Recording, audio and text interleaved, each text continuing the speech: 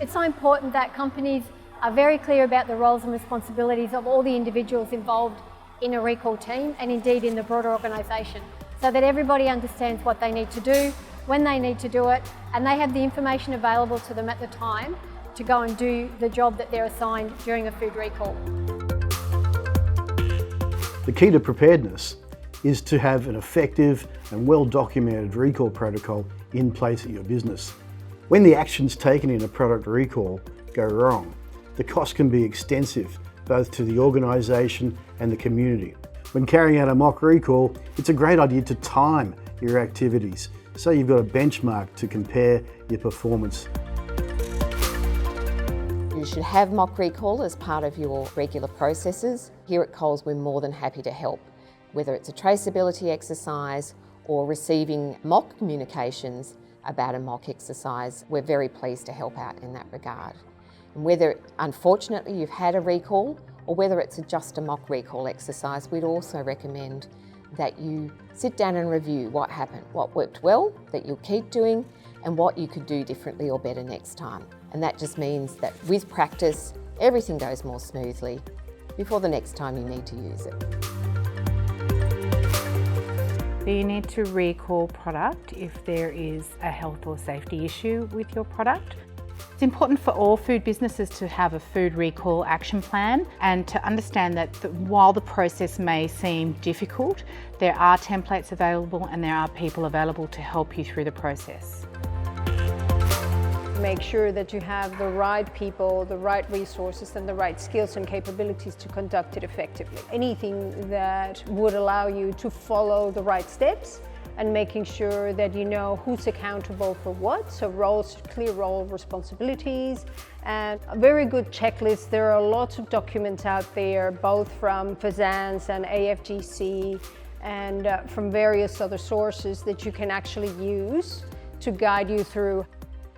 We run what is called a mass balance exercise or a traceability exercise every month. We also run through the whole procedure or the whole recall plan at least once a year, and we make sure that we follow everything from end to end as if it was a real situation. Every single process of either a recall or a near miss would teach you something else. When we look at the key risk factors of our clients, we're looking at two main issues. The first is what they've done in the first place to stop a recall. This will include their hazard plans, the critical control points, and how they're managing their suppliers. The second is what they're doing after they've had an incident and they need to do a recall. What practice have they done and what have they got in place to manage the recall? The GS1 recall service provides an automated and simple way for our clients to communicate with suppliers and retailers about the incident of a recall. The benefits from this in the end is that hopefully the recall will be more efficient, quicker and cheaper for both ourselves and the client. Don't underestimate how stressful that this period can be and be prepared in advance. You can draft some of your information ready to go before you go onto the REAP portal. You could start to pre-populate a notice on recall with all of the common fields and only put the incident-specific information in when you need to. Be aware of current developments overseas with food safety issues, so scanning the media, having media monitoring is really important.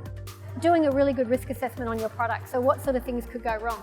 So for example, allergen risk assessments, keep the risk assessments up to date. Working with your HACCP team to understand what the possible implications could be and what management practices you've got in place to reduce the risk. We're in the business of helping companies prepare for recalls and prevent crises. And what that means is planning, training and simulation exercises. Well, in terms of preparing, making sure you have the right attitude towards recalls, practice. Conducting a simulation exercise, which is quite different to a mock recall. We believe that the time spent in preparation is only going to add value to your business. What we've found in working with most of our clients that many are prepared for a recall, but they're not prepared for a crisis. And really understanding the difference between the two, well, a recall plan will help you recover your food and work with your suppliers and your customers. A crisis plan is really about communicating with your stakeholders. Really one of the key pieces is being prepared to respond quickly So having access to those experts and being able to bring them in quickly is really what's going to be able to help you respond. We need your help to put our customers first. Be prepared.